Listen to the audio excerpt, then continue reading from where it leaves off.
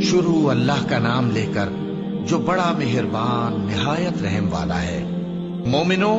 کسی بات کے جواب میں اللہ اور اس کے رسول سے پہلے نہ بول اٹھا کرو اور اللہ سے ڈرتے رہو، بے شک اللہ سنتا ہے، جانتا ہے۔ اے اہل ایمان، اپنی آوازیں پیغمبر صلی اللہ علیہ وآلہ وسلم کی آواز سے اونچی نہ کرو، اور جس طرح آپس میں ایک دوسرے سے زور سے بولتے ہو اسی طرح ان کے روبرو زور سے نہ بولا کرو، ایسا نہ ہو کہ تمہارے اعمال ضائع ہو جائیں اور تم کو خبر بھی نہ ہو۔ جو لوگ اللہ کے پیغمبر صلی اللہ علیہ وآلہ وسلم کے سامنے دبی آواز سے بولتے ہیں، اللہ نے ان کے دل کو تقوی کے لیے جانچ لیا ہے، ان کے لیے بخشش اور اجر عظیم ہے۔ اے نبی